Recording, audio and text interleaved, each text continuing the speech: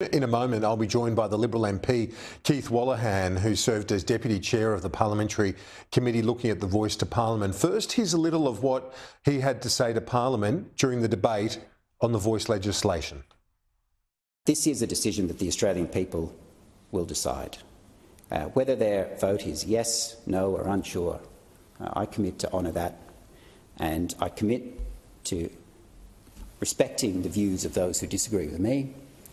And I encourage all of us in this place, in the media, in social media, that wherever we see insults, wherever we see invective, wherever we see people revert to attacking the person and not the ideas, we should all step in and stop them. And so, like that young man at the State Council who took a risk to stand up, I say to those in corporate Australia, to our sporting codes, to families, to people at dinner parties, let's just respect each other as Australians and get through this, and at the other end, we know that the Australian people will have made the right decision.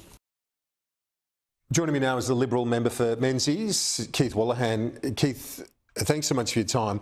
You spoke about the need to get the tone right in this debate. Why is that important? I think it's important because when we get to the day after the referendum, whatever the result, I think a lot of us, in fact, most of us are worried that we risk becoming a more divided nation. Because my commitment to my electorate is that in a democracy, the people always get it right. But along the way, we need to have a civil and respectful debate with each other. And what I've seen on social media, in the media recently, and I saw Stan Grant's speech last night, and that was heartbreaking, but across the debate on both sides, there is a tendency for some to attack the individual rather than address the argument. And I think for us in this place and for those who have leadership positions in this debate, we have to show a better example, because right now in lounge rooms and in coffee rooms, people are tense. And I think we need to say in Australia we can have this debate and still be friends and colleagues and family, even if we have a different view. Do you think your opposition leader, your Liberal leader, Peter Dutton, is getting that tone right? I think he is. I think he is. You know, people will pick apart words here or there, but whenever he can, you know, Peter leads with the commitment that we all have to addressing Indigenous disadvantage. We all lead with our great pride in our Indigenous history and heritage. We're all proud of that. And I think Peter is getting the tone right. But I think all of us need to make sure that we always acknowledge that it's the argument we're addressing and not the person or their motives. So, some have pointed out or accused Peter Dutton of empowering trolls and a racial response, a racism response to his position. What do you say to that? That's not true at all. There are no doubt there are people who have odious views, and we see them on social media. And that is not because Peter Dutton or the Liberal Party have taken a position on our constitution. But when we look at how some of those have been used to hurt people in a particular way, all of us have a duty to call it out.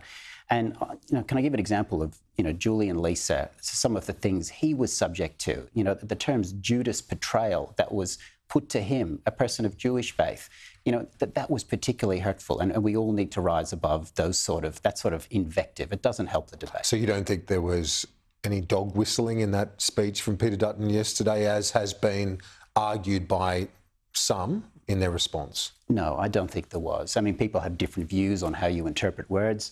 But from that speech, from all of the speeches Peter has given, he has approached this in good faith, and good faith in a way that trusts the Australian people to get it right.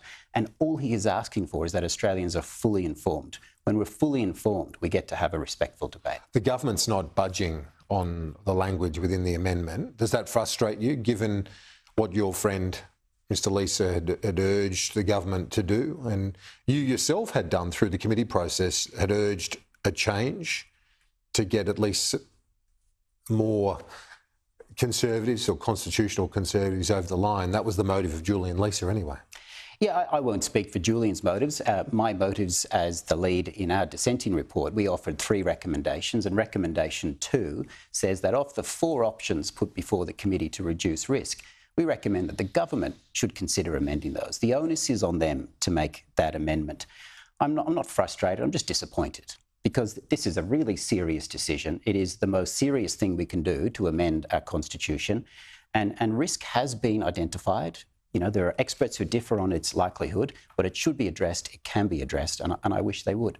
Finally, the Victorian budget today, another levy, this time a COVID debt levy. Last time on business, it was a mental health levy.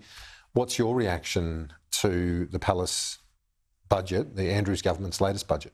I'm a proud Victorian and a proud Melburnian, and there is a ranking that I'm not proud of, is that we're the highest taxing state in Australia. And when you combine the debt of New South Wales, Queensland and Tasmania, Victoria has higher debt. We lead the debt in this nation.